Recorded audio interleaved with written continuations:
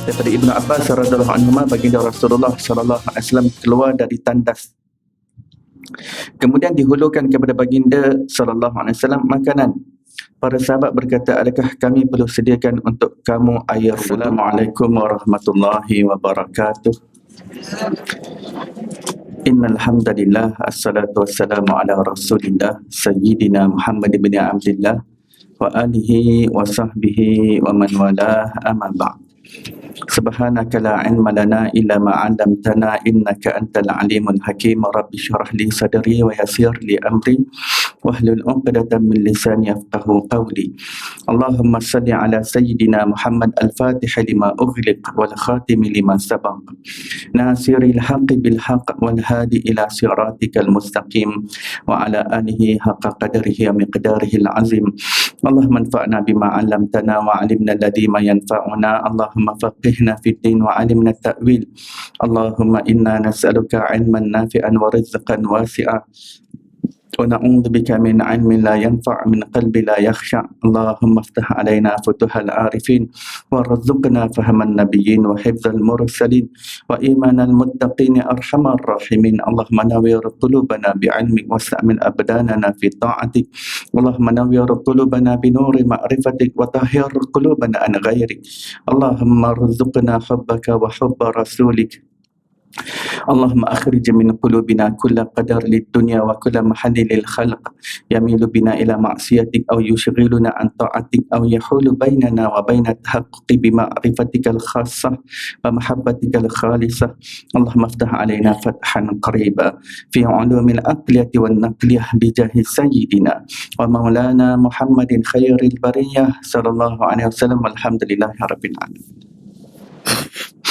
Alhamdulillah, segala puji bagi Allah Subhanahu Wa Taala, pencipta 7 petala langit dan 7 petala bumi dan segala pembendaharaan yang berada di antaranya. Selawat dan salam ke atas Nabi junjungan besar kita, kekasih kita Nabi Muhammad sallallahu alaihi wasallam, dan ke atas ahli keluarga baginda, dan ke atas para sahabatnya, dan ke atas mereka yang mengikuti jalan mereka yang terdahulu dengan cara yang terbaik sehingga hari kiamat. Alhamdulillah, muslimin muslimat yang dirahmati, yang diberkati oleh Allah Subhanahu Wa Taala, syukur kita pada pagi duha ini dihimpunkan lagi di dalam rumah Allah Subhanahu Wa Taala untuk kita sama-sama menyambung pengajian kitab Syama'il Muhammadiyah oleh Imam Tirmizi rahimahullah. Mari kita bacakan ummul kitab dan hadiahkan kepada beliau dengan niat mudah-mudahan Allah kurniakan kita keberkatan ilmu, dibukakan kefahaman zahir dan batin, dan dicurahkan ke dalam dada kita seperti mana yang telah dilimpahkan ke dalam jiwa beliau. Bisirril Fatihah. A'udzubillahi minasyaitonir rajim. Bismillahirrahmanirrahim. Alhamdulillahi rabbil alamin, arrahmanir rahim, maliki yaumiddin, iyyaka na'budu wa iyyaka nasta'in. Ihdinas siratal mustaqim, siratal ladzina an'amta ihdinas siratal ladzina an'amta alaihim. Amin. Baik.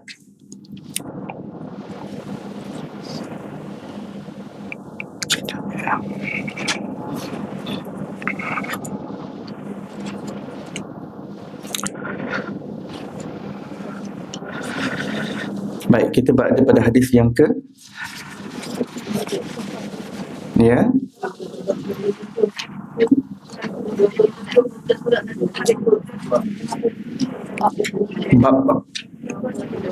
Bab 27.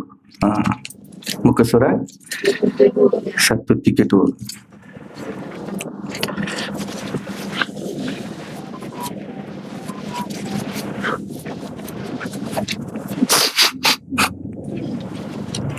Baik, kita masuk bab yang baru, bab maja'a fi sifati wudu'i Rasulillah sallallahu alaihi wasallam 'inda ta'am. Bab yang menceritakan tentang sifat wuduk Rasulullah sallallahu alaihi wasallam ketika ingin makan. Wa bihi qala haddatsana Ahmad ibn Mani' haddatsana Ismail ibn Ibrahim an Ayyub an ibni Abi Mulaikah an ibni Abbas radhiyallahu anhuma anna Rasulullah sallallahu alaihi wasallam kharaja min al-khala faqurriba ilaihi at-ta'am faqalu la na'tika biwudu'in qala innama umirtu bil wudu'i idza qumtu ila as-salah.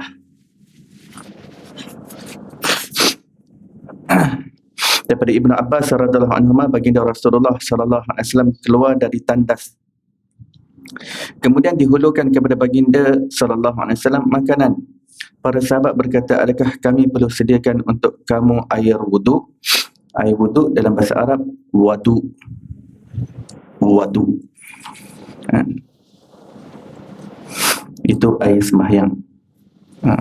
Air yang kita gunakan untuk air sembahyang, untuk berwuduk, dia panggil wadu, baris atas, wadu. Kalau perbuatan berwuduk itu sendiri, itu baru baris depan wuduk, ya.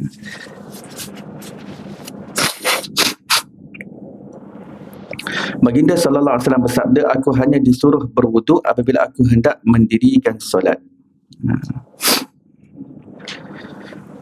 Jadi bukankah Rasulullah itu suka untuk memperbaharui wuduk? Jadi kenapa tidak terima sahaja tawaran daripada para sahabat? Apabila baginda sudah berhadas, masuk dalam bilik air, sudah tentu wuduknya terbatal, dan sekarang diambil air sembahyang yang baru. Agar di dalam peristiwa ini Rasulullah ingin mengajar, ya, walaupun Rasulullah itu memang sentiasa dalam keadaan berwuduk, keluar daripada tandas memang Rasulullah sentiasa dalam keadaan berwuduk, ya. Tapi dalam peristiwa ini, dalam occasion ini, Rasulullah ingin menerangkan syariat. Jadi Rasulullah kena make it clear. Nanti takut nanti kalau Rasulullah terima wuduk daripada para sahabat, nanti ada yang beranggapan bahawa wajib setiap kali berhadas wajib kena ambil air sembahyang, ya. Sebab Rasulullah berpengalaman sebelum ini, ada sahabat yang beranggapan bahawa lepas daripada makan makanan yang disentuh api perlu ambil wuduk semula.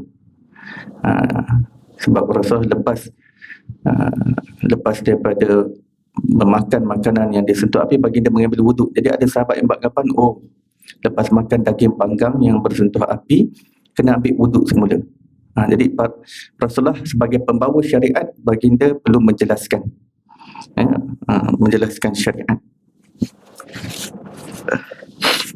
Jadi itu yang Rasulullah kata, aku hanya disuruh berwuduk apabila aku hendak mendirikan solat. Yakni wuduk itu hanyalah menjadi wajib apabila seseorang hendak mengerjakan solat. Selain daripada itu tidak wajib. Tidak wajib. Ya, sunat untuk seseorang itu berada dalam keadaan wuduk setiap masa. Dan seseorang itu juga digalakkan untuk membuat tajdidul wuduk. Ya. Tajdidul wuduk ni ada dua sisi. Yang pertama, apabila kita terbatal, kita angkat sembahyang semula walaupun belum masuk waktu belum masuk waktu solat lagi, tapi kita terus angkat sembahyang. Dan sisi yang kedua, tajdidul wuduk. Tajdid maksudnya memperbaharui, memperbaharui wuduk. Yang sisi kedua adalah walaupun seseorang itu masih ada air sembahyang, akan tetapi dia ingin memperbaharui wuduknya. Boleh ke? Boleh. Ya.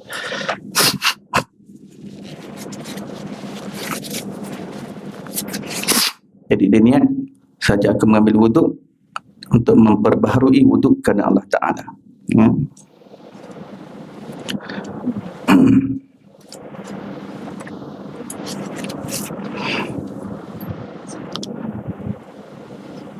Jadi seseorang yang sentiasa berada dalam keadaan wuduk ini akan membentuk suatu perasaan dalam jiwanya, persiapan untuk menghadap Allah Subhanahu wa Ta'ala.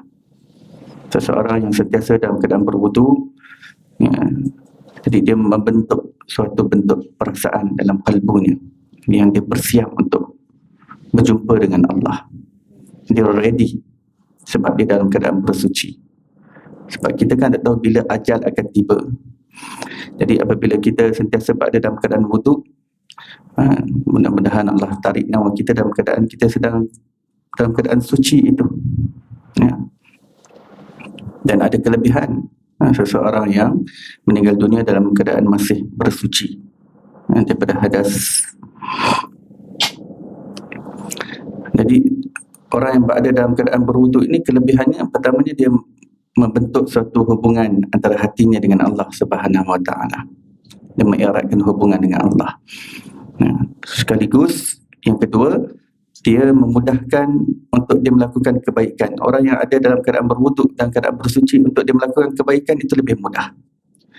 Untuk dia mendapat ilham-ilham untuk melakukan kebaikan, untuk dia mendapat input-input lintasan hati dan jiwanya untuk melakukan kebaikan adalah lebih mudah berbanding jika dia berada dalam keadaan hadas. Ya. Sebab dalam keadaan berwuduk ni, we are in the state of purity. We are in the state of purity.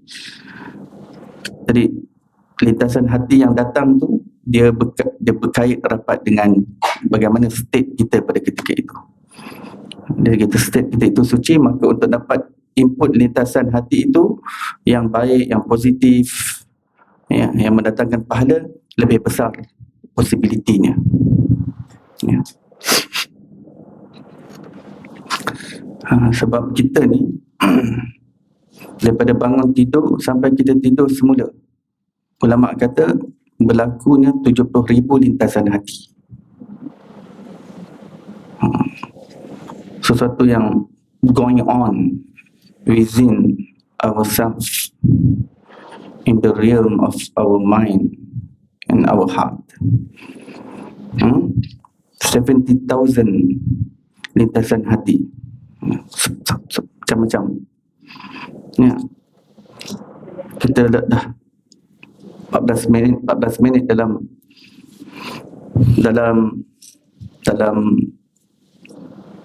dewan ni bersama saya, dan macam-macam lintasan hati saya. Dalam kita, ustaz ni sihat ke tak sihat ni?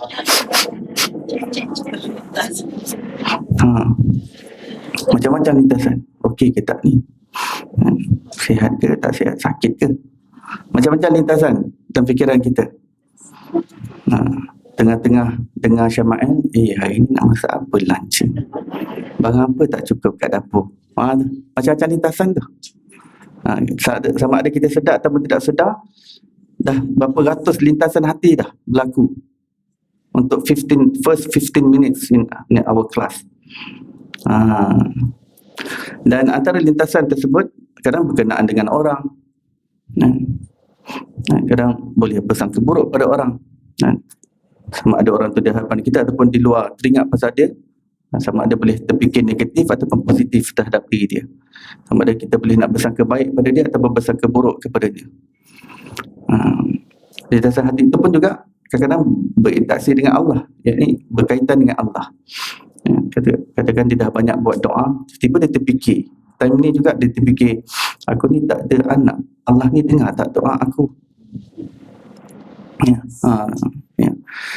Jadi orang yang dalam keadaan bersuci ini, untuk dia mendapat input yang baik adalah lebih mudah.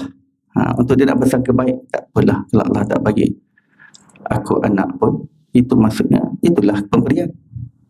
Allah bagi anak, itu pemberian. Allah tak bagi anak, itu pun pemberian. Pemberian dalam bentuk tak ada anak. Ada orang Allah bagi dalam bentuk pemberian yang ada anak. Masing-masing ada bahagian masing-masing. Jadi untuk seseorang itu terhindar untuk mendapat input, sebab input yang jahat ini dia datang daripada dua sumber. Yang pertama daripada hawa nafsu kita, hawa nafsu yang jahat, dan yang kedua daripada bisikan syaitan. Daripada bisikan syaitan. Syaitan dia bagi idea. Dia bagi idea melalui was-was dia. Kemudian kita nak terima ke tak input tersebut. Sebab apa yang dibisikkan tu bisikan jahat, tapi kita nak mengiyakan ataupun tidak.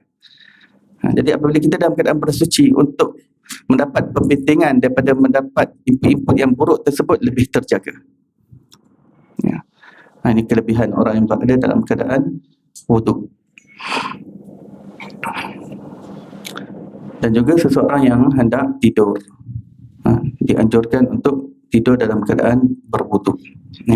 Wuduknya untuk tidur ni dia special sikit, dia special, sebab kita tak gunakan wuduk itu untuk sembahyang. wuduk yang kita niatkan untuk tidur ini, wuduk yang kalau kita pegang suami isteri tak terbatal. Ya. Kalau dah terkeluar angin pun tak ada masalah. Teruslah tidur. Tak perlu terkeluar angin, ambil air sembahyang lagi. Tak tidur nanti. Ambil air sembahyang, tersegar semula. Ya. Ulama kata, ini special lah. Ini special. Ini wuduk untuk tidur ni lain. Kalau kita wuduk tadi dah memang daripada waktu isyak dah. Tak apalah, guna wuduk tadi tu, wuduk tu terus masuk untuk tidur. Dia dah automatik jadi wuduk untuk tidur, dan nanti pun jadi macam tu lah kalau terpegang suami isteri. Tak batal. Kalau tak, nanti nak jaga wuduk, tidur suami isteri, abang, kita buat border, buat border. Bantal. Jangan sentuh saya pula, saya ada air sembahyang.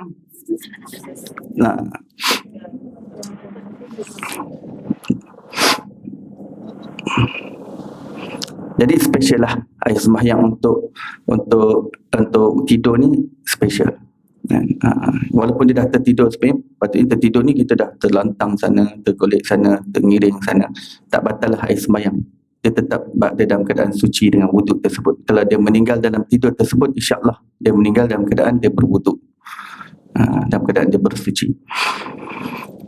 Dan berkaitan dengan tajdidul wuduk, memperbaharui wuduk, kita nak ambil air sembahyang baru, yang mana air sembahyang yang lepas tadi masih ada lagi. Air sembahyang yang lepas masih ada. Kita hanya nak memperbaharui wuduk. Hukumnya sunnah. Sunnahnya bila? Apabila kita sudah menggunakan air sembahyang yang sebelum itu untuk ibadah yang berat, seperti sembahyang dan seperti tawaf. Kalau kita tak gunakan untuk sembahyang dan tawaf, makruh memperbaharui wuduk. Makruh. Ya. Saja-saja memperbaharui, dia tidak digalakkan dia membazir air. Tapi kalau dah digunakan, ulama meletakkan syarat memperbaharui wuduk itu dianjurkan apabila air sembahyang yang lama tu dah digunakan untuk ibadah yang berat. Ibadah yang berat ni tawaf dan sembahyang. Kalau macam zikrullah, baca Quran, ni tak dikira sebagai ibadah berat. Tak perlu ambil wuduk semula dah. Dalam senario yang berbeza yang lain, seseorang ingin memperbaharui wuduk sebab dia rasa takut-takut yang wuduk lama tu terbatal. Jadi in case lah,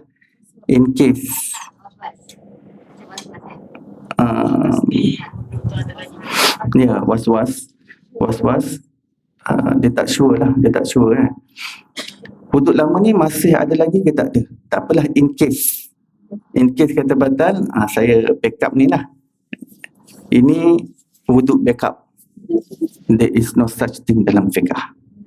Wuduk backup tidak ada dalam fiqh. Either you make sure you memang ada air sembahyang lagi atau memang tidak ada air sembahyang.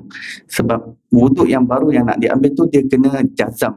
Dalam niat kena jazam, iaitu kena tetap. Adakah ini niat untuk wuduk yang baru ataupun wuduk yang memperbaharui wuduk lama? Dia kena jazam niat ini wuduk yang separated, yang baru, yang completely baru, ataupun ini kesinambungan daripada wuduk yang lama, ini hanya memperbaharui. Lain, niat kena jazam. Dalam mazhab Syafi'i sangat pentingkan niat, sebab amal itu ditentukan dengan niat. Jadi kalau kita in case kita tak tahu batal ke tak, kita kena yakin lah. Kita kena yakin, ni ada sembahyang lagi, sembahyang ni tadi tak ada terbatal apa-apa.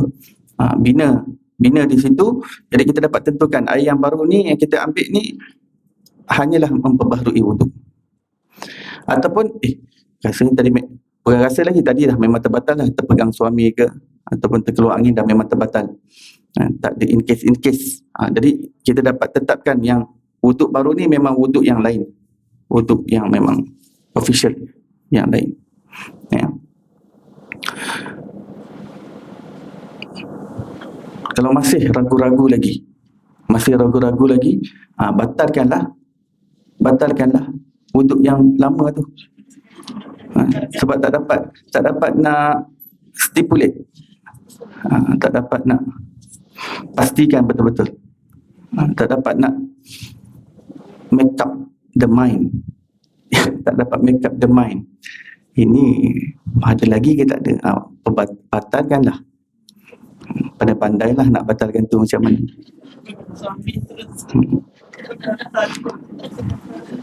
Baik. Hadis yang berikutnya, haddatsana Sa'id bin Abdul Rahman Al-Makhzumi, haddatsana Sufyan bin Uyainah daripada Amar bin Dinar, daripada Sa'id bin Al-Huwairis, daripada Ibnu Abbas radhiyallahu anhuma berkata, baginda Rasulullah sallallahu alaihi wasallam keluar daripada buang air, kemudian didatangkan makanan. Ada yang bertanya kepada baginda sallallahu alaihi wasallam, adakah tuan tidak berwuduk? Baginda sallallahu alaihi wasallam bersabda, apabila aku ingin solat, barulah aku akan berwuduk. Ini juga seperti yang lepas. Berikutnya, wa bihi qala haddatsana Yahya bin Musa, haddatsana Abdullah bin Numair, haddatsana Qais bin Ar-Rabi'. Ba'alih riwayat lain, haddatsana Qutaibah, haddatsana Abdul Karim Al-Jurjani, daripada Qais bin Ar-Rabi', daripada Abi Hisham, daripada Zadzan, daripada Salman radhiyallahu anhu berkata, aku membaca di dalam Taurat sesungguhnya berkat makanan itu kerana berwuduk selepas makan. Aku sebutkan perkara ini kepada baginda Nabi sallallahu alaihi wasallam dan menceritakan kepada baginda sallallahu alaihi wasallam apa yang aku baca di dalam Taurat. Baginda sallallahu alaihi wasallam bersabda, berkat makanan itu kerana berwuduk sebelum makan dan berwuduk setelah makan. Baik, hadis ini diriwayatkan oleh seorang sahabat Nabi bernama Sayyidina Salman radhiyallahu anhu. Sayyidina Salman Al-Farisi. Beliau ini ketika memeluk Islam, umur beliau sudah pun lanjut, ya, sudah pun lanjut, dan segenap usia beliau ini mencari kebenaran. Daripada muda lagi beliau dah keluar daripada kampungnya kerana tak puas hatilah dengan agama yang keluarga dia menganut, ya. Apakah agama keluarga Sayyidina Salman? Kampung asalnya Majusi, ya, menyembah api. Bahkan ayahnya itu sendiri orang yang bertanggungjawab untuk menjaga api itu. Api itu dia tak boleh padam sebab dia anggap itu sebagai Tuhan, ataupun penjelmaan Tuhan di dunia ini. Jadi dia kena jaga Tuhan dia. Jadi ayah Sayyidina Salman ni antara yang in charge bahagian kayu api untuk menyalakan Tuhan mereka. Dan Sayyidina Salman kata, ayah aku ni kena jaga Tuhan pula. Macam tak logik lah. Tengok jaga keluarga sendiri pun tak terjaga, nak kena jaga Tuhan. Kata dia berundur dirilah daripada keluarga dia, daripada kampung dia, berkelana mencari kebenaran, mencari Tuhan. Dalam pencariannya itu berjumpa dengan pelbagai agama, pelbagai pendeta, pelbagai rahib, ahli kitab. Beliau banyak belajar daripada ahli kitab sebenarnya. Keluar daripada kampung Faris. Di mana tu? Paris kan? Parsi, ya? Bukan Paris. France. Daripada Parsi. Farisi daripada Parsi. Memang tempat beliau itu, nama kampung beliau tu pun memang Faris. Faris. Walhasil beliau ini mencari kebenaran, berjumpa dengan pendeta Nasrani, pendeta Yahudi. Beliau akan berguru dengan gurunya itu. Gurunya nanti meninggal, guru itu nanti akan tunjuk, lepas ni kamu berguru dengan siapa pula. Jadi beliau di atas tunjuk gurunya lah. Jadi beliau berpeluang untuk mempelajari kitab Injil, kitab Taurat. Sampailah kepada pendeta rahib yang terakhir tu menunjukkan beliau untuk menuju ke Madinah. Kerana berdasarkan Taurat, tanda-tanda untuk Nabi akhir zaman nak muncul di sana tu sudah semakin dekat dan boleh jadi kamu berpeluang untuk berjumpa dengannya. Jadi di atas pedoman gurunya yang terakhir itu, beliau ke Madinah. Dan perjalanan itu beliau tertangkap dan menjadi hamba dan dibawa ke Madinah. Kemudian Rasulullah lah yang merdekakan beliau, membantu pembebasan beliau daripada tuannya. Walhasil, Sayyidina Salman ini beliau mempunyai pengalaman yang luas lah dalam pembacaan kitab-kitab yang terdahulu. Itu yang beliau katakan, aku membaca di dalam Taurat. Orang yang mencari kebenaran, orang yang mencari kebenaran, kalau dia meninggal sebelum jumpa Islam, dia tetap ahli syurga Allah, kata Imam Ghazali.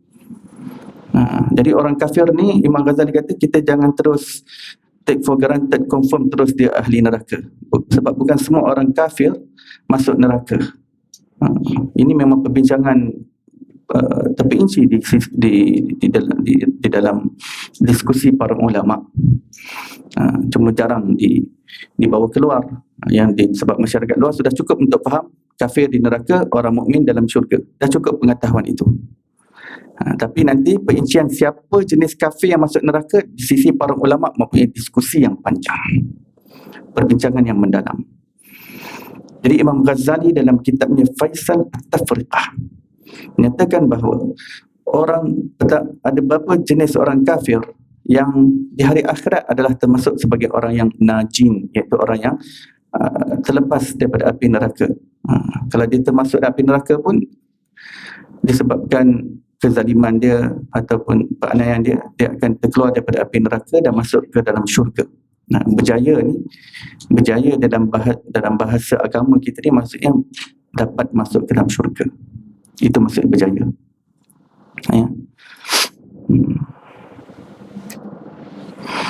Jadi Imam Ghazali kata yang pertama sekali, orang kafir yang hidup tempat yang zaman yang tidak dihantar Nabi pada ketika itu dipanggil sebagai ahli fatrah. Seperti orang Arab jahiliyah. Ini antara dua gap masa yang tidak dihantar Nabi padanya. Lebih-lebih bangsa Arab ni jarang Nabi dihantar untuk bangsa Arab. Kebanyakan Nabi untuk Bani Israel. Dan setiap bangsa pun ada Nabi. Di dunia ini, di mana saja bangsa ada, di situ ada Nabi dihantar. Itu janji Allah dalam Quran. Likulli qaumin had. Untuk setiap kaum kami pasti menghantar penunjuk kepada kami. Jadi kalau ada bangsa Melayu, pasti ada Nabi daripada bangsa Melayu, for sure. Tak syak. Kalau ada bangsa Cina, pasti ada Nabi-Nabi daripada bangsa Cina itu sendiri, yang cakap dengan bahasa mereka, yang mendapat wahyu daripada Allah untuk mengajak bangsanya kepada Allah. Kalau ada daripada bangsa India, sudah tentu ramai Nabi daripada India. Ada bangsa di Afrika, sudah tentu ada Nabi di Afrika. Bangsa Rom, bangsa Turki, bangsa Europe, semua pasti ada Nabi-Nabi di kalangan mereka. Pada zaman Nabi itu sudah ada bangsa Cina, bangsa India, bangsa Yunani, bangsa Rom, bangsa Turki, bangsa Afrika, bangsa Melayu, semua ada. Zaman Nabi itu bangsa-bangsa ini sudah wujud, dan sudah tentu pada zaman sebelum Rasulullah, sebelum Nabi Isa, bangsa-bangsa ini sudah pun dihantar Nabi-Nabi untuk mengajak kepada Allah. Akan tetapi ada gap 570 tahun antara Nabi Isa dan Nabi Muhammad sallallahu alaihi wasallam, tidak ada Nabi di atas muka bumi ini. Ini zaman fatrah. Orang-orang yang hidup pada zaman ini dipanggil ahli fatrah. Mereka akan berada di A'raf di hari akhirat. A'raf adalah suatu tembok yang berada antara syurga dan neraka. Mereka akan menerima ujian, exam di situ. Tetapi majoriti kesemua mereka lulus exam tersebut dan dimasukkan ke dalam syurga Allah Subhanahu Wa Taala. Itu kafir daripada segi ahli fatrah. Yang kedua, orang kafir ataupun non-muslim yang duduk luar jauh daripada maklumat tentang Islam. Imam Ghazali kata orang yang duduk jauh-jauh, pedalaman, Ceruk ataupun tak semestinya Ceruk, ataupun kota sekalipun, kalau kota tu memang pendakwah Islam tak sampai kepadanya, Ya.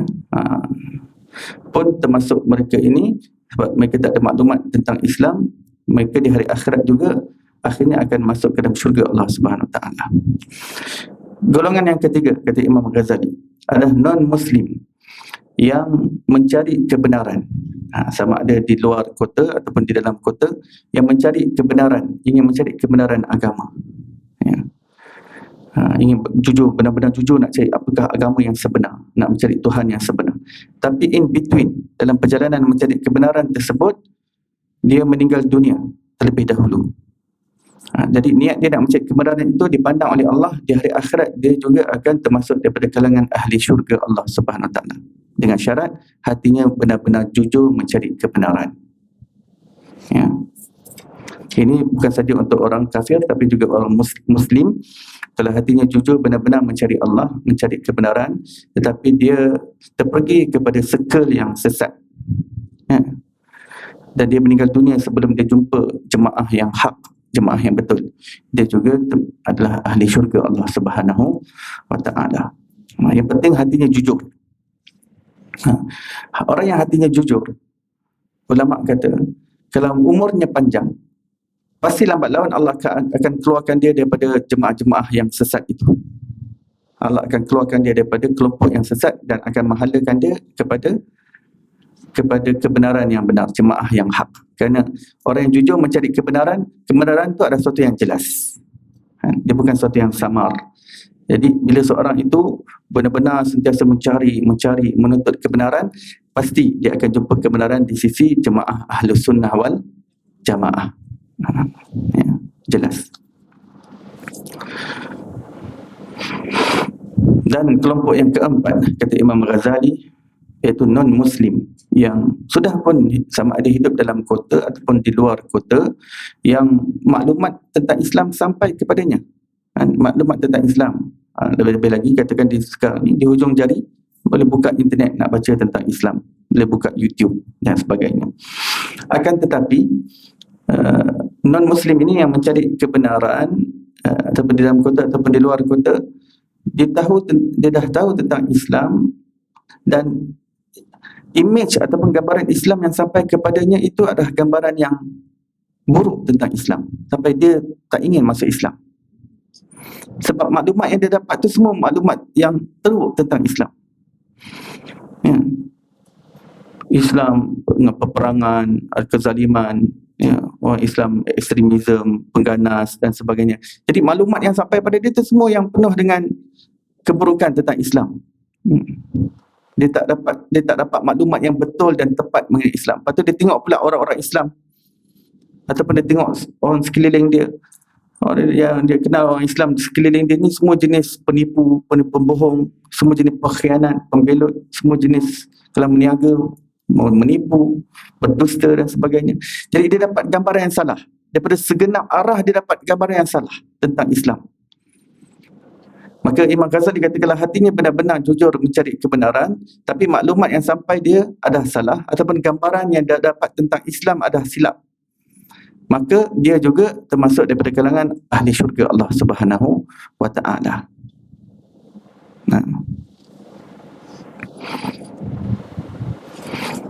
Walhasil, jangan terperanjat nanti di hari akhirat kita punya jiran yang namanya Ahsan masuk syurga. Kita punya jiran belakang Ramasami tiba-tiba ada dalam syurga. Itu yang pelik. Kalau kita tanya dia pun, macam mana awak boleh masuk syurga? Awak masuk Islam ke? Oh, awak tak tahu Imam Ghazali kata apa ke? Baik. Saya Salman berkata, aku membaca dalam Taurat, sesungguhnya berkat makanan itu berwuduk selepas makan. Zaman dahulu pun ada wuduk. Zaman dahulu ada wuduk. Maksudnya umat terdahulu ada wuduk. Sebenarnya umat terdahulu juga ada sembahyang yang tersendiri. Ada sembahyang mereka tersendiri, yang mana sebelum sembahyang tu ada bersuci diri. Jadi konsep wuduk ni bukan hanya ada dalam Islam. Konsep wuduk dan sembahyang dah ada sebelum Islam. Cuma yang 5 waktu solat wajib itu dalam Islam. Dengan kaifiat ni yang lengkap. ada dalam Islam sahaja. Tapi konsep sembahyang, konsep wudu dah ada pada umat yang terdahulu. Sungguh pun begitu, wudu yang ada pada umat terdahulu, mereka tak mendapat keistimewaan seperti umat ini. Kerana wudu umat ini akan memberi cahaya pada anggota wudunya. Dipanggil sebagai ghurran muhajjalin. Yang mana kesan wudu di tempat anggota itu akan bercahaya dan bersinar di hari akhirat kelak, sehingga ia menjadi identiti untuk setiap umat Rasulullah, sehingga Rasulullah akan lebih mudah kenal yang mana satu umatnya di sebalik jutaan manusia di pada mahsyar kelak. Sebab umat yang lain mereka tidak bercahaya dengan anggota wudu mereka. Jadi Rasulullah akan mudah untuk identify, ini umat aku, ni umat aku. Sebab yang berada dalam kelompok panji kepujian Rasulullah ni semua Rasulullah akan tarik yang mana ada cahaya tadi. Jadi Rasulullah kata, semakin bersinar cahaya itu, semakin kamu memudahkan aku untuk identify kamu. Maka bantu aku untuk mudah jumpa kamu di akhirat dengan melebihkan sikit bahagian wuduk kamu. Apa maksud lebihkan sikit, kata Rasulullah? Maksudnya kalau anggaran kadar wajib, basuh tangan daripada hujung jari sampai siku, lebihkan sikit sampai sini. Kalau kaki itu kadar wajibnya adalah sampai ke buku lali, lebihkan sampai ke betis. Sayyidina Abu Hurairah sampai ke lutut. Supaya Rasulullah lebih kenal aku nanti di hari akhirat. Walaupun kita tak dapat nak buat setiap kali wuduk, tapi ada kesempatan yang mudah, kita lebihkanlah. Lebihkan. Ya. Mungkin kalau ambil wuduk kat tempat masjid, mungkin susah. Kalau ambil wuduk kat tempat sendiri dalam rumah, boleh lebihkan sampai sini pun boleh. Sekali-sekala buatlah, agar dengan harapan kita nak dekat, nak mudah di-identify oleh Rasulullah sallallahu alaihi wasallam. Sebab Rasulullah yang suruh, sebab Rasulullah nak kenal kita mudah. Itu kelebihan wuduk untuk umat ini. Jadi dalam Taurat ni, wuduk selepas makan boleh jadi wuduk yang dimasukkan adalah wuduk yang seperti air sembahyang, angkat air sembahyang. Ya. Wuduk. Sebab kan syariat umat terdahulu kan memang lebih susah daripada kita. Ya, lebih susah. Pakaian mereka kalau terkena najis, mereka tak ada konsep samak. Mereka kena potong bahagian itu, buang, tampan yang lain. Macam kita kan boleh bersihkan samak saja, sertu. Memang syariat yang terdahulu memang tidak ada kelonggaran. Yang ada hanyalah azaim. Azaim ni maksudnya kalau solat tu 4 rakaat lah, dia tak ada longgar jadi 2 rakaat. Dia macam tu, dia tak ada kelonggaran. Ni syariat yang terdahulu. Tapi syariat Nabi SAW Allah lengkapkan dengan adanya azaim dan rukhsah. Ada kelonggaran, ada flexibility dalam syariat Nabi SAW. Dia stable dan dynamic. Hanifiyah as-samhah, tegas tetapi ada toleransi di dalamnya. Maka Sayyidina Salman kata, aku sebutkan perkara itu kepada Nabi SAW. Kemudian Nabi SAW menambah, berkat makanan itu, maksudnya dalam Islam pula, berkat makanan itu kerana berwuduk sebelum makan dan berwuduk setelah makan. Ya. Berwuduk sebelum makan dan berwuduk setelah makan. Jadi dalam hadis Nabi SAW ini, maksud berwuduk ini boleh menjadi 2 maksud. Satu, memang wuduk yang diambil untuk wuduk untuk solat itu. Ya, maksudnya seperti mana wuduk orang nak angkat sembahyang, begitulah wuduknya. Yang kedua, ulama kata, dan ini yang lebih terang dan jelas, wuduk di sini adalah daripada sudut istilah bahasa Arab. Wuduk adalah bermaksud membasuh tangan dan membasuh mulut. Asalnya perkataan wuduk, istilah bahasa Arab adalah digunakan untuk perbuatan membasuh anggota-anggota badan yang penting. Memang orang Arab guna. Maksud sebelum Islam datang pun orang Arab dah guna perkataan wuduk ni untuk perbuatan membasuh anggota-anggota badan yang penting. macam muka, macam tangan, macam mulut, macam kaki. Jadi ulama kata maksud wuduk yang disebut oleh Rasulullah sallallahu alaihi wasallam di sini adalah wuduk lughawi. Dia panggil wuduk lughawi, yakni secara lughahnya, secara bahasa Arabnya, wuduk maksud asalnya adalah membasuh anggota badan. Dalam konteks ini, sebelum makan basuh tangan, basuh mulut, lepas makan basuh tangan, basuh mulut. Jadi keberkatan ada di situ. Sebab itu ulama kata kalau kita dah rasa kita punya tangan dah bersih pun, tetap kita basuh tangan juga sebelum makan. Kita rasa macam kita tak ada sentuh apa-apa lagi, tapi kita dah nak start makan. Yang last tadi basuh 10 minit, tapi kita rasa macam bersih lagi, kita tak ada sentuh sampah ke, tak ada sentuh penyapu ke. Tapi bila nak makan, tetap keberkatannya basuh juga. Tangan kita ni sebenarnya biarkan seminit saja dah banyak kuman-kuman melekat sebenarnya.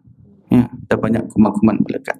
Jadi Rasulullah sangat anjurkan basuhlah tangan, ada berkat di situ. Jadi ulama menekankan basuhlah tangan walaupun kamu dah rasa tangan kamu itu bersih. Lepas tu memang ya, sebab orang ni term bersih tu lain-lain orang. Saya kata saya dah basuh semalam tangan saya. Jadi lain-lain. Kita boleh jumpa beragam orang nanti. Saya dah bersih tadi, saya baru ambil wuduk tadi. Bila? Waktu zuhur tadi, masuk waktu zuhur. Sekarang nak makan tengah hari pukul 3. Tadi dah basuh, baru basuh tadi. Berapa banyak kali bazir air. Term bersih tu pun lain-lain. Jadi ulama kata bila nak makan, basuhlah tangan. Di situ ada keberkatan. Basuh tangan, basuh mulut. Mulut kita ni pun banyak kuman. Pun basuh sebelum makan, basuh mulut, basuh tangan. Lepas makan lebih-lebih lagi lah, basuh mulut, basuh tangan. Itu maksud wuduk di situ.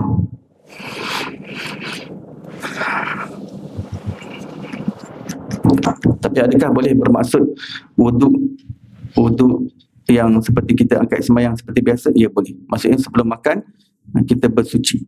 Jadi kita makan dalam keadaan kita bersuci daripada hadas. Kemudian lepas daripada makan kita memperbaharui wuduk. Kita memperbaharui wuduk setelah makan. Tapi daripada perbahasan ulama, berwuduk lepas makan ni, memperbaharui itu dianjurkan jika ada dilakukan ibadah yang berat dengan wuduk yang lama. Jika tidak ada ibadah yang berat, maka wuduk yang setelah makan itu wuduk lughawi. Wuduk lughawi. Wuduk lughawi, wuduk secara bahasa, iaitu membasuh tangan dan mulut.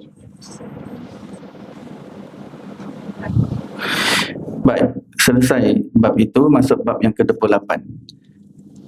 Bab yang baru, bab ma jaa fi qauli Rasulillah sallallahu alaihi wasallam qabla at-ta'am wa ba'da ma yafragu minhu. Bab yang menceritakan tentang perkataan Rasulullah sallallahu alaihi wasallam sebelum dan setelah makan. Perkataan di sini maksudnya apakah zikir ataupun doa yang dibaca baginda. Wabihi qala haddatsana Qutaibah haddatsana Ibnu Lahi'ah daripada Yazid ibni Abi Habib daripada Rashid Al-Yafi'i daripada Habib bin Aus daripada Abu Ayyub Al-Ansari radhiyallahu anhu berkata, kami bersama Nabi sallallahu alaihi wasallam pada suatu hari, kemudian dihulurkan makanan. Aku tidak pernah melihat sesuatu makanan yang paling besar berkatnya ketika kami mula makan dan tidak paling sedikit berkatnya pada akhir makan. Kami berkata, ya Rasulullah, bagaimana boleh begini? Baginda sallallahu alaihi wasallam bersabda, kami menyebut nama Allah ketika hendak makan. Kemudian duduk seseorang yang makan tanpa menyebut nama Allah, maka dia makan bersamanya adalah syaitan. Jadi Rasulullah ini sentiasa makan berjemaah. Makanan dia macam kita makan bertalam begitu. Rasulullah selalu makan beramai-ramai. Jadi ada sahabat Nabi ini bernama Abu Ayyub Al-Ansari. Beliau kata, ada sekali aku makan dengan Rasulullah. Pada awal makanan, ketika awal makanan, 1 suap, 2 suap, 3 suap, sudah terasa cepat kenyang. Itu maksudnya aku merasa berkat pada awal makanan. Tapi bila dah teruskan suap demi suap, tiba-tiba dia jadi lapar balik. Jadi ketika akhir Habis makanan tu terasa masih tak cukup lagi. Masih tak kenyang. Pada awal tadi nampak macam 2-3 ni dah cepat kenyang. Tapi towards the end tu lapar balik. Beliau bertanya, "Ya Rasulullah, kenapa boleh jadi macam tu?" Rasulullah kata, sebab waktu kita mula-mula makan tadi, kita semua sebut nama Allah, Bismillahirrahmanirrahim.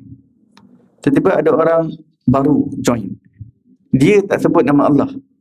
Jadi syaitan dah tumpang makanan dia ambil keberkatan kita semua.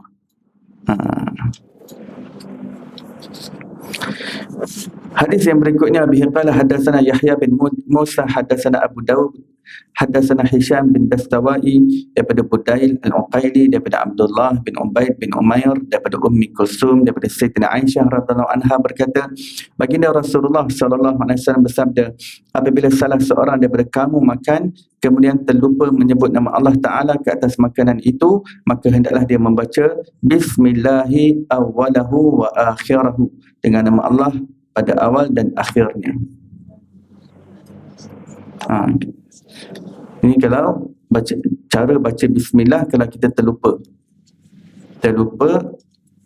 baca doa makan, baca bismillah sebelum makan.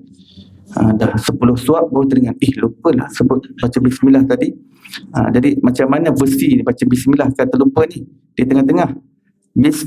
Kita ikut ramai-ramai. Bismillahi awwalahu wa akhirahu.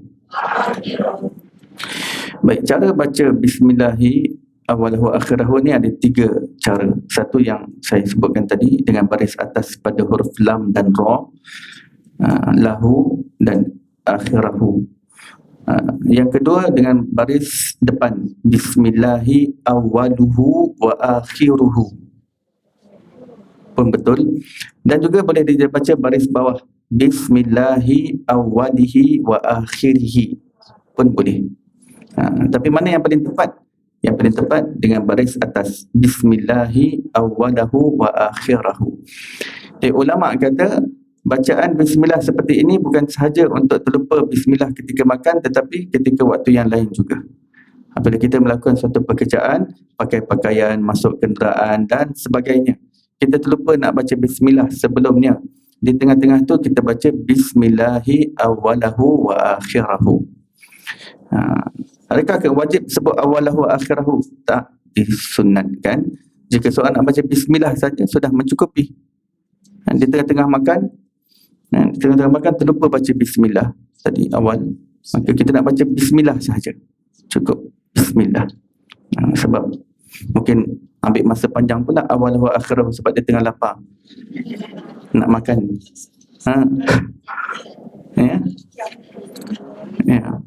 Ada orang yang tak sabar nak makan. Panjangnya awalahu, takut terbelit-belit lagi lidah. Lepas tu yang dah masuk kelas kan terfikir pula, mana yang baik, baris depan ke baris bawah ke? Mana yang betul? Terlupa pula mana yang afdal, baris atas ke baris depan. Jadi di dalam tu dia jadi ulang kaji pelajaran pula. Cukup dia baca bismillah. Sebelum makan pun cukup baca bismillah. Tapi kan nak panjang lagi, bismillahirrahmanirrahim.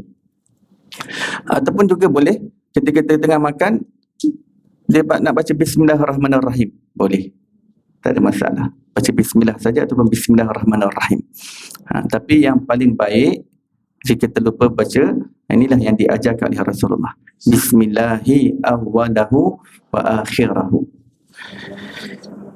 Baik, hadis yang berikutnya, bihi qala hadatsana Abdullah bin Sabbah al-Hashimi al-Basri hadatsana Abdul Ala daripada Ma'mar daripada Hisham bin Urwah daripada ayahnya daripada Umar bin Abi Salamah radhiyallahu anhu, beliau mengunjungi Rasulullah sallallahu alaihi wasallam yang sedang bersamanya makanan. Baginda Rasulullah sallallahu alaihi wasallam bersabda, mendekatlah wahai anakku, sebutlah nama Allah Taala, yakni bacalah bismillah.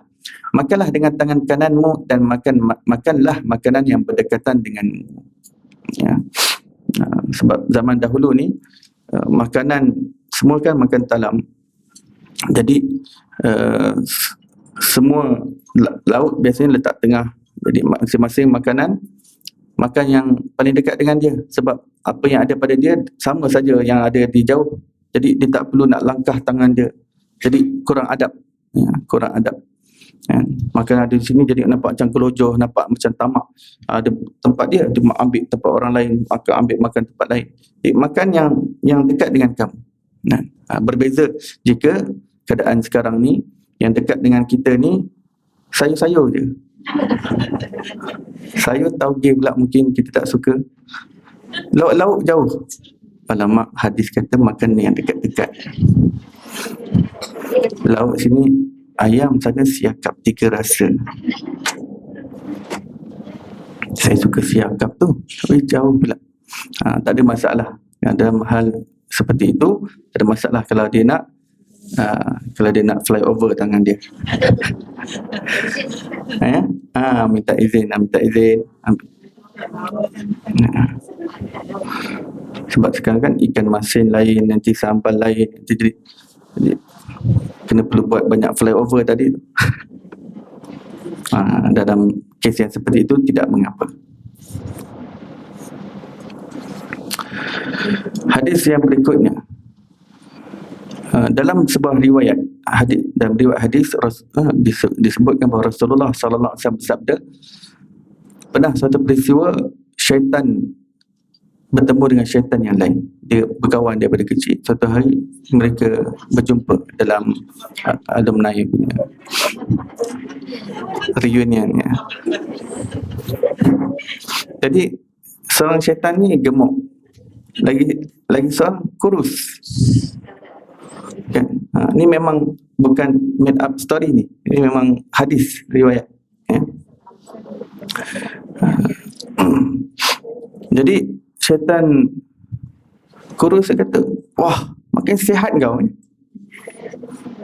gemuknya kau ni, badan kau ni, yang kau ni slim sangat besar. Kenapa kau kurus sangat ni? Jadi beginilah aku ni di-assignkan, dipilih aku untuk berdamping dengan orang yang bila nak makan baca bismillah, nak minum baca bismillah, nak masuk rumah baca bismillah, nak bergaul dengan isteri dia baca bismillah. Aku tak dapat nak tumpang sekaki apa pun. Kuruh kering aku ni, tak dapat nak join sekaki. Semua baca bismillah, semua jadi terhijab aku, terdinding aku nak bersama dengan dia. Yang kau pula kenapa gemuk sangat, ketempel macam ni? Dia kata, aku nasib aku baik sikit. Orang yang aku di-assignkan untuk berdamping dengan dia ni, nak masuk rumah tak baca bismillah, nak makan tak baca bismillah, nak minum tak baca bismillah, nak bersama dengan isteri tak baca bismillah. Aku tumpang kaki semua sekali. Puas nafsu aku, terlempias syahwat aku. Itu yang nampak aku sihat walafiat macam ni.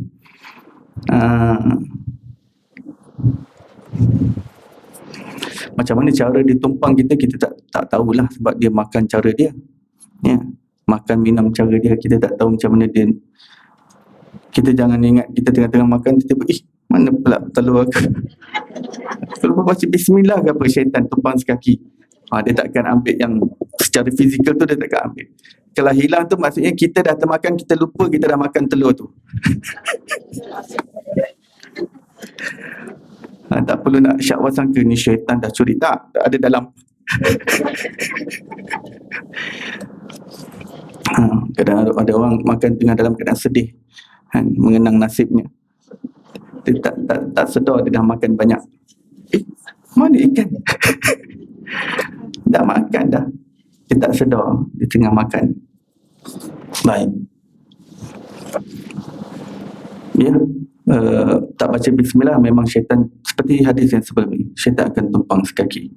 Dengan cara dia lah, makan cara dia macam mana.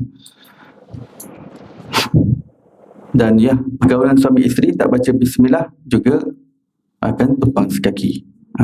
Masuknya pening, dia pun masuknya pening. Maka ulama kata kalau tumbuh anak yang jahat daripada benih tersebut, itu ada kesan pengaruh syaitan. Pengaruh syaitan, kemungkinan ada pengaruh syaitan, kemungkinan besar. Benih itu dah bercampur dengan benih syaitan. Macam mana bercampur? Cara dia kita tak tahu macam mana syaitan makan, kita tak tahu. Macam mana syaitan makan tulang, kita tak faham macam mana dia makan tulang. Dia buat macam lollipop ke macam mana makanan dia. Jadi kita tak perlu nak risaulah kat situ, cara dia lah makan tulang tu macam mana. Dia makan asap, macam mana dia makan asap? Asap. Kita orang kat dunia ni dia hisap je. Kan asap. Dia jadikan makanan asap tu. Asap tu mungkin McD dia lah mungkin. McD dia. Tulang tu pizza dia. Wallahualam. Nanti kalau kita terserempak dengan jin pendamping kita, tanyalah. Asap tu macam mana awak makan? Kita pening kan? Sebab setiap kita ada jin pendamping. Macam tadi tu, syaitan kurus, syaitan gemuk tadi itu pendamping tu, jin pendamping. Syaitan-syaitan ni daripada kalangan jin. Setiap daripada kita semua ada pendamping. Tak baca bismillah je dia tumpang sekaki. Dan dia yang tadi yang saya kata yang bagi input was-was, sebab dia ni dia assign oleh iblis. Iblis bos dia. Bos dia yang bagi task, yang bagi job pada setiap jin. Dia ada job. Macam kat dunia kan manusia kan perlukan job kan. Tak ada job kan risau kan. Jadi setiap daripada jin ni dia perlukan job. Kan? Dia perlukan job. Job ni untuk jadi pendamping. Jadi advantage dari pendamping ni, kalau dia tak baca bismillah dia dapat tumpang sekaki. Jadi ada kelebihan lah. Dan masa yang sama dia kena tunaikan dia punya kerja dia lah yang iblis bagi, iaitu kamu bisikkan pada dia, bisik buat jahat, bisikkan keburukan orang lain supaya dia bersangka buruk, supaya dia mengumpat kat dalam jiwa dia tentang orang lain. Kata jahat orang tu, jahannam orang tu, berdebah orang tu. Dia mengumpat dalam, tak keluar dalam pun dia rosakkan jiwa dia, rosakkan ikhlas dia. Hebat kau ni, selalu sembahyang tahajud. Kau ni dah wali Allah, kau tahu tak sebenarnya? Jadi dia bisik-bisikkan, kau ni dah makam tinggi ni, hari ni kalau mati masuk syurga terus kau. Jadi dia bisik-bisikkan seolah kita ni dah manusia sempurna. Dan iblis paling suka sekali report yang dibawa kepada dia kalau dapat hancurkan rumah tangga seseorang. Jadi syaitan ni paling suka bisik, hancurkan. Kau tengok kau punya couple pasangan tu, teruk lah dia. Kau nak bersama dengan dia lagi, dia banyak kekurangan, banyak kelemahan. Kau tengok baju dia tu, tak angkat masuk bakul. Ini ke lelaki yang kau nak jadikan suami? Kau tengok pinggan dia pun tak basuh. Kau jangan lepaskan dia. Kau gaduh habis-habiskan dia. Jadi manusia jangan heran, kerana perkara yang remeh dia akan bergaduh sampai nak berantakan, macam nak roboh rumah dia, macam nak terbakar rumah tangga dia. Kes apa? Kes tak letak pinggan dekat sinki.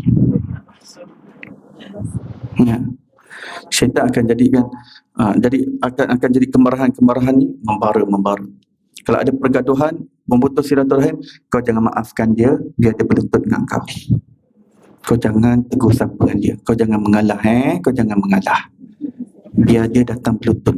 Kau alung, dia acik. Biar dia datang pada alung. Kau kakak, kau abang. Kau jangan sekali-kali mengalah.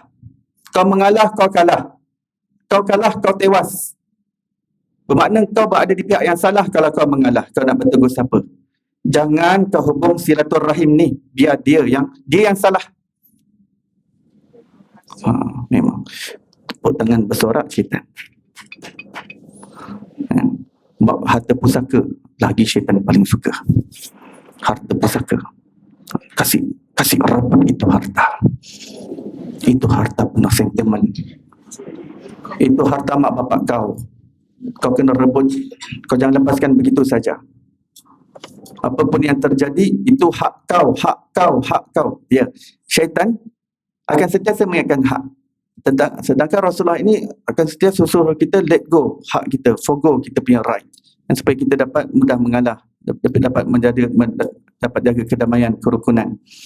Dan kalau tak dapat nak forgo our right pun, maksudnya kita berhadapan, kita mengatasi dengan cara yang terbaik, bukan dengan pergaduhan, pertelingkahan, berbalah, adik-beradik berantakan, saudara mara berantakan. Tapi bab harta pusaka, syaitan akan usik. Ya. Itu harta warisan, dia kata, harta warisan. Kau jangan lepaskan. Ya. Walaupun orang tu dah banyak harta dah. Orang tu dah cukup. Kalau tak ada harta pusaka tu pun, dia tak ada apa-apa dah. Dah cukup dah. Anak-anak dia pun dah cukup bagi dia dah. Tapi syaitan akan hasut supaya ini jadi alasan untuk bergaduh adik-beradik. Sebab memutuskan silaturahim ni, dia menyebabkan laknat Allah kat atas orang tu. Dua tempat dalam Quran Allah melaknat orang yang memutuskan silaturahim. Jadi sebab syaitan ni dia dah terlaknat, jadi dia nak kasih usik orang lain semua jadi terlaknat seperti dia.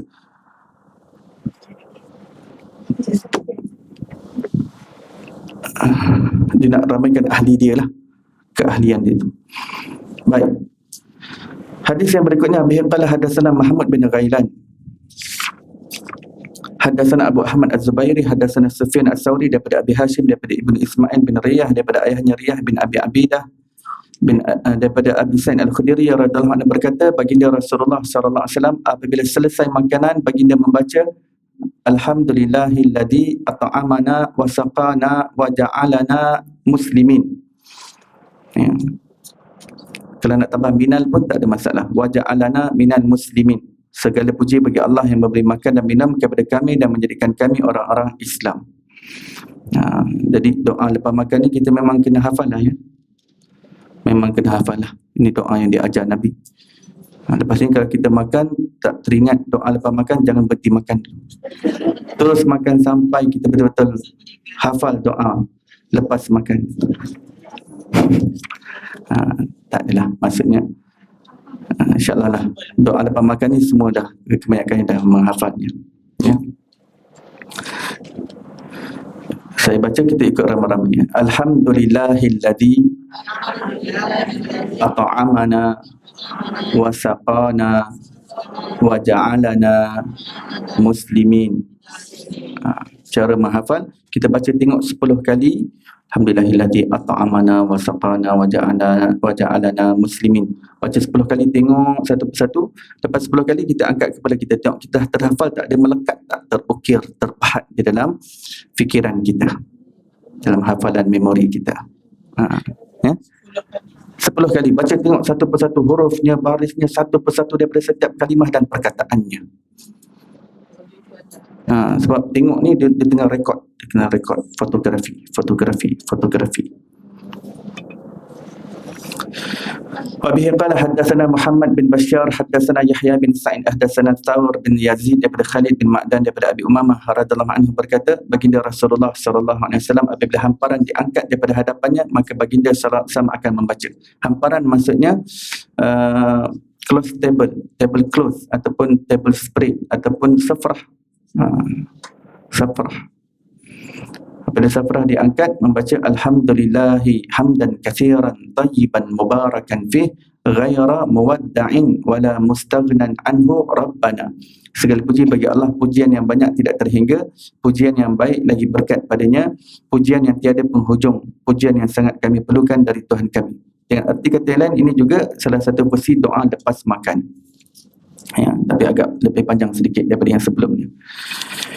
Wabihi qala hadatsana Abu Bakar Muhammad bin Aban, hadatsana Waqi' daripada Hisham Ad-Dastawai, daripada Budail bin Maisarah Al-Uqaili, daripada Abdullah ibn Ubaid bin Umair, daripada Ummu Kulsum, daripada Sayyidina Aisyah radhiyallahu anha berkata, baginda Nabi sallallahu alaihi wasallam makan sesuatu makanan bersama 6 orang sahabatnya.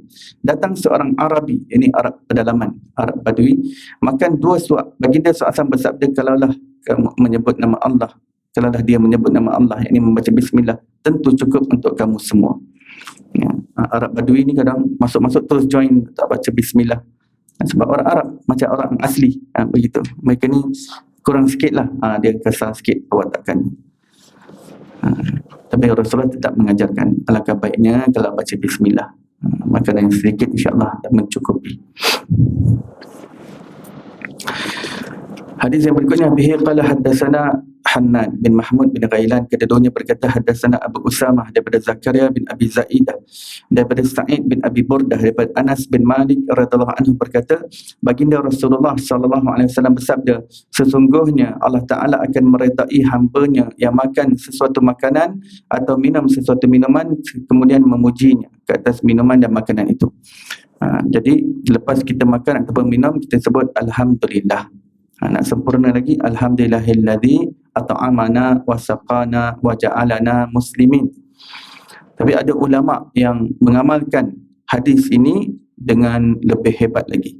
Setiap suapan Alhamdulillah, setiap tegukan air Alhamdulillah, setiap suapan makanan nasi Alhamdulillah, makan ini Alhamdulillah, syukur Allah bagi rezeki. Allah, rezeki. Ramai lagi orang tak dapat rezeki. Ramai lagi orang sedang ke buluh. Ramai orang sedang berlapar. Alhamdulillah, Allah bagi rezeki. Alhamdulillah, syukur. Ya. Bila kita minum setiap teguk, Alhamdulillah. Minum lagi. Alhamdulillah. Ya. Setiap kali kita minum ni, kita boleh hubungkan dengan kerinduan kita kepada Rasulullah sallallahu alaihi wasallam, iaitu apabila kita setiap kali kita minum, kita sangat berharap agar suatu hari nanti minuman ini diberikan daripada tangan Rasulullah sallallahu alaihi wasallam daripada kolam Al-Kautsar. Jadi setiap makan minum ni kita hubungkan diri kita dengan Rasulullah. Kan sebelum ni kita dah jumpa hadis Sayyidina Aisyah radhiyallahu anha, Sayyidina Abdul Rahman bin Auf, bila makanan lazat dihidangkan, mereka buat apa dahulu? Apa yang terjadi pada mereka? Cuba kita lihat.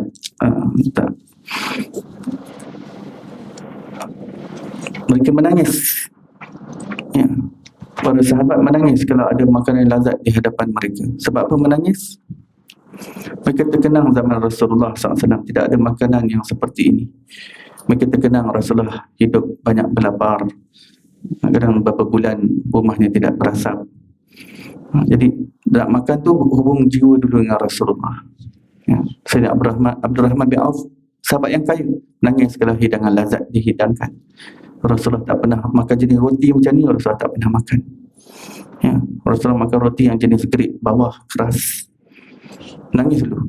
Sebab para sahabat ni seluruh hidup baki umur mereka setelah kewafatan Rasulullah, they cannot get rid of Rasulullah sallallahu alaihi wasallam from their mind, from their heart. Mereka sentiasa terpaut dengan Nabi Muhammad sallallahu alaihi wasallam. Jadi setiap gerak-geri hidup kita ni, kita boleh hubungkan jiwa kita dengan kekasih Allah Nabi Muhammad sallallahu alaihi wasallam. Jadi bila kita setiap kali kita minum, kita harap suatu minuman yang akhir, yang suatu hari datang daripada Rasulullah, yang dengan sekali tegukan tidak akan dahaga buat selama-lamanya.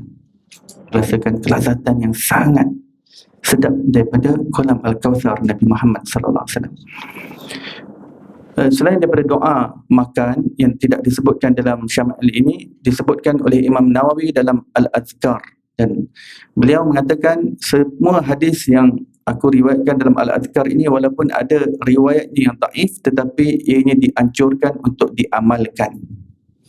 Apakah doa makan yang berada dalam kitab Al-Azkar?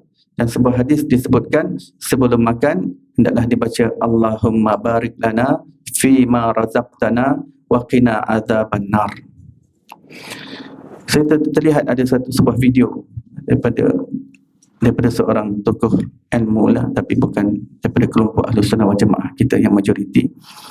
Sekarang beliau buat di Perlis. Pada ketika ini beliau mengatakan tak perlulah, bagaimana tak perlulah baca doa makan yang itu sebab riwayat ini taif. Allahumma barik lana fi ma razaqtana wa qina adzaban nar. Dia tak perlu baca.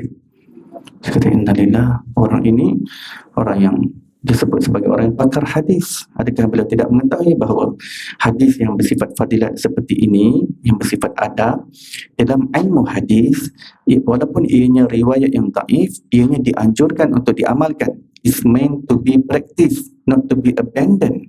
Ini adalah usul kaedah dalam ilmu hadis. Bagaimana beliau ini menghukum sebuah hadis untuk tak perlu diamalkan hanya bergantung kepada status hadis. Kerana status hadis bukan produk yang terakhir untuk diberi kepada masyarakat. Produk terakhir yang diberi kepada masyarakat bukan status hadis, tapi adakah ia boleh diamalkan ataupun tidak. Imam Nawawi sendiri yang sudah pun keluarkan produk terakhir, beliau mengatakan semua yang ada dalam azkar boleh diamalkan, bahkan disunatkan, dianjurkan, ditekankan untuk diamalkan. Kerana riwayat taif yang berkaitan dengan fadilat amal bukan untuk ditinggalkan, sebaliknya untuk diamalkan. Imam Nawawi adalah seorang ulama hadis yang hebat dan ulama fiqh yang hebat.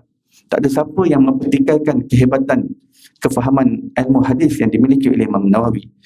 Maka kalau kita belajar kitab Al-Azkar, pernah tak belajar Azkar? Salah satu hadis dalam Al-Azkar, doa makan yang diajarkan adalah Allahumma barik lana fima razaqtana wa qina azabannar. Lepas ni kalau kita terjumpa lagi video seperti itu, kita abaikan, jangan terpedaya. Oh, status hadis, ya Allah, saya daripada kecil amalkan Allahumma barik lana. Oh, dhaif rupanya. Ini mengelirukan masyarakat. Cara penyampaian ilmu yang seperti ini mengelirukan masyarakat. Bab mana yang mengelirukan? Status ini dhaif, therefore tak payah amalkan. Itu keliru. Memberi status kepada status hadis untuk para ulama bincang, bukan untuk masyarakat awam. Sebab tu Imam Nawawi dah ada neracanya. Beliau yang tapis, beliau yang saring apa yang boleh diamalkan dalam Al-Azkar. Ya. Maka kita amalkan tanpa was-was. Ya. Dan ianya tetap dapat pahala daripada Allah Subhanahu Wa Taala. Ya. Wallahu alam, sampai di situ. Mudah-mudahan Allah kurniakan kita taufik dan hidayah untuk amalkan sesuatu yang menambahkan pahala kita di sisi Allah Subhanahu Wa Taala, yang mendekatkan kita kepada Rasulullah sallallahu alaihi wasallam. Moga Allah kurniakan kita kesudahan yang baik dan jauhkan kita daripada kesudahan yang buruk. Wassallallahu ala sayyidina Muhammadin wa ala alihi wasallam. Walhamdulillahirabbil alamin. Kita tangguh majlis kita dan tasbih kifarah dan surah wal asr. Subhanallahi bihamdihi, subhanallahi bihamdika, asyhadu an la ilaha illa anta wa astaghfiruka wa atubu ilaik. Bismillahirrahmanirrahim. Al asr innal insana lafi khusr illa alladhina amanu wa amilus solihat wa tawassaw bil haqqi wa tawassaw bis sabr.